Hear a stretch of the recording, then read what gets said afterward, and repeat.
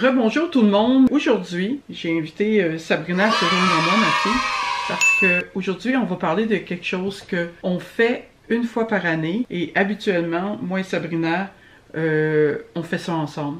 C'est d'écrire nos buts pour la nouvelle année. On fait ça une fois par année, on le fait toujours ensemble. Il y a une manière de le faire pour que ça fonctionne avec plus de... Pour nous encourager à réaliser ses buts comme plus facilement. La manière de le faire aussi pour que notre subconscient va le capter, qui va faire que nous allons faire ce qu'on a écrit. Fait qu'il y a une manière d'utiliser les couleurs, il y a une manière de l'écrire aussi. Tout ça ensemble fait que on a plus de chances de réaliser nos buts. Juste avec la manière de le faire. Dans le passé, parce que là, on va vous conter des histoires qui sont vraies là. J'ai déjà fumé dans le passé, je fumais la cigarette, malgré que je savais que c'était pas bon pour moi. Fait que je me suis dit, ok, on va voir si c'est vrai ça, cette affaire-là. J'ai fait une pancarte, puis j'ai écrit ça, que je ne fumais plus la cigarette. Je l'ai écrit comme si c'était vrai. Je ne fume plus la cigarette. Je l'ai affiché de la manière qu'on va vous expliquer comment le faire. Fait que je faisais face à ça à tous les jours. Je lisais toujours la même affaire. Je ne fume plus les cigarettes, je ne fume plus les cigarettes.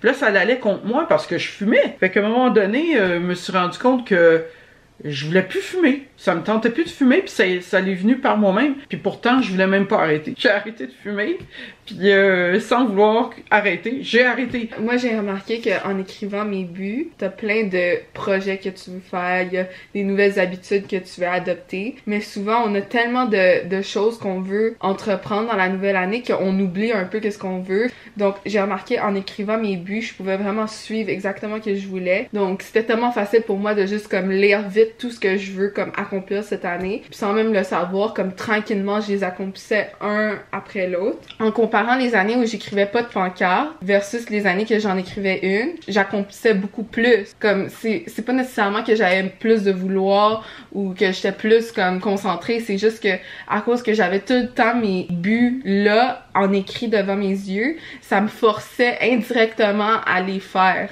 La façon qu'on l'écrit, c'est comme c'est déjà fait. C'est comme si t'as déjà accompli le but. Quand tu l'as comme ça devant ta face, t'es comme, ben là, si j'ai arrêté de fumer, comme que je suis en train de faire maintenant. Il y a plein de façons comment accomplir tes buts, comme sur l'internet, mais moi je trouve que ça c'est la façon la plus simple, la plus efficace, puis aussi la façon la plus comme cheap, comme ça coûte rien là, à faire une pancarte comme ça. Puis ça prend pas beaucoup de temps, puis il faut juste le faire au début de l'année. Exactement. Important. Fait qu'il y a des points à suivre, je vous dirais des genres de lois qu'il faut suivre pour que on peut réussir à accomplir ces buts-là. C'est simple. L'étape numéro 1. L'étape numéro 1. Il faut déterminer exactement l'endroit où que vous allez le plus souvent. Si t'es une personne que t'es souvent dans la cuisine, t'aimes ça aller dans le frigidaire, hein? Il va y avoir une pancarte qui va aller sur le frigidaire. On appelle ça le frigidaire magique. Moi, je disais le frigidaire magique. Mon grand-père disait tout le temps, quand tu veux quelque chose, comme... On a des messages. Il disait, prends une photo de la voiture, puis mets-la sur le frigidaire. Donc, à chaque fois que tu vas préparer ton lunch le matin, tu vas voir la voiture, puis indirectement, quand tu vas aller, comme exemple, acheter quelque chose au magasin, tu vas faire plus attention, parce que tu vas être comme, ça c'est quelque chose que j'aime. Puis là, ça va trotter derrière ta tête, puis tu vas être comme, si je veux cette affaire-là, il va falloir que je sauve de l'argent. Donc, quand tu vas aller au magasin, tu vas checker les prix plus, tu vas faire plus attention à ton argent, sans même le savoir. Ça, c'est comme une autre version de, comme, la pancarte. C'est comme la même affaire, mais avec des images. C'est ridicule. Moi, en tout cas, j'ai eu tellement d'expérience avec qu'est-ce que j'ai écrit, c'est incroyable. Le temps que j'étais malade, aussitôt que j'ai su, la journée que j'ai su que j'avais le cancer, mais je savais pas, j'étais pas opérée encore, le médecin me dit, écoute, on ne sait pas, j'ai demandé, je vais-tu mourir? Il dit, tout le monde meurt. Je me suis dit, bon, j'ai des chances de mourir. J'ai dit, il faut que je fasse une pancarte. J'ai fait une pancarte, puis j'ai écrit un peu sur un genre de prière. J'ai fait une promesse à Dieu. J'ai promis à Dieu sur la pancarte pourquoi il devait me laisser vivre. Moi, c'était ça qui me motivait. Et ma promesse était de aider le plus de monde possible et de leur donner le plus possible la foi, de croire en quelque chose. Pas nécessairement aucune religion, là, mais de juste de s'accrocher à quelque chose. Une force extérieure. J'ai écrit ça, j'ai mis ça, moi, parce que j'étais couchée pratiquement tout le temps, l'année que j'ai été malade. Alors, je l'ai mis au bout de mon lit. J'ai lu la pancarte, je peux pas vous dire combien de fois. Tout le temps, j'étais couchée, je lisais la pancarte, je me tournais. Sans même le savoir. Exactement, je lisais la pancarte sans vouloir lire, je lisais la pancarte. Je m'en ai sorti, hein, j'étais en rémission. Fait que mon but, en fait compte, c'était de aider le plus de monde possible. Regarde ce qui est arrivé aujourd'hui. Je fais ça, j'aide le monde. Il y a du monde qui veut même pas se faire lire aux cartes. Il y a du monde qui veut juste parler avec moi. Puis ça me fait tellement plaisir aussi de parler avec eux autres, de prendre des nouvelles, comment ça va dans leur vie. Des fois, ça fait du bien de parler avec quelqu'un. Hein? Quelqu'un extérieur, qui est pas dans ta situation. Exactement. Pas ta famille ou tes amis qui connaissent du monde, qui pourrait être en rapport avec ce que tu vis. Genre juste quelqu'un extérieur qui a aucun moyen de comme juger ou comme de appeler quelqu'un qui pourrait le dire de quoi. J'ai toujours aimé écouter les personnes parler, les comprendre, les encourager. Les conseiller, les encourager à rester positifs. Et c'est ça, surtout, parce que je suis une personne extrêmement positive. Mais il reste que c'est venu à moi. C'est ça la magie du subconscient. C'est ça la magie de faire ces pancartes-là. Ça l'arrive, il faut y croire. Deuxième règle, il faut que la pancarte soit blanche. Absolument. Pourquoi? Parce que la pancarte blanche va faire ressortir ce que vous écrivez dessus. Aussi, il faut que tu écris tes choses avec un crayon rouge. Un Sharpie rouge, là, c'est encore mieux.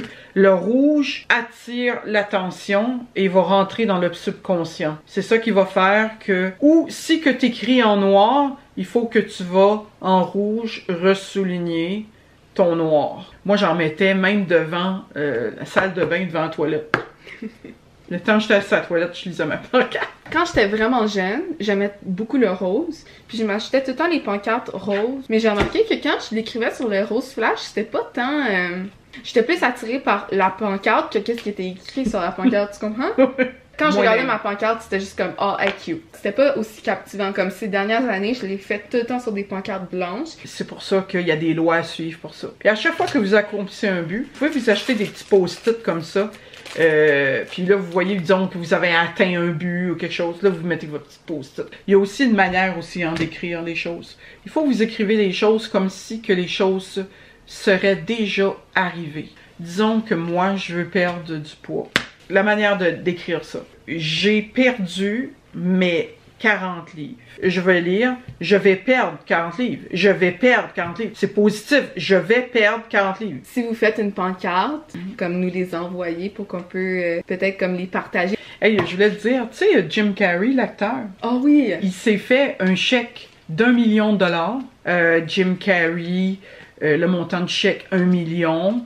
Puis il a mis ça dans son porte-monnaie. Lui, il voulait devenir populaire. Il s'est fait un chèque, puis il laissait ça dans son porte-monnaie. Le chèque était vraiment là, usé, magané, mais des fois, il prenait son argent, il accrochait le chèque, il regardait un chèque d'1 million. Son premier film, ben c'est ça, il a fait 1 million avec l'idiot, la cloche et l'idiot. Ouais, c'est ça. Je pense que c'est ça. Aujourd'hui encore, il croit à ça, lui, des choses comme ça. Donc il y a plein d'études basées là-dessus, comme des philosophes qui ont pensé à des théories. Fait que c'est ça pour aujourd'hui, hein, Sabrina? Oui. Je vous dis merci de nous avoir écoutés. On a hâte de voir vos pancartes. Si vous avez aimé la vidéo, ben on vous encourage à faire un thumbs up. Fait qu'à la prochaine, bye bye! À la prochaine vidéo tout le monde. On vous embrasse. Mouah!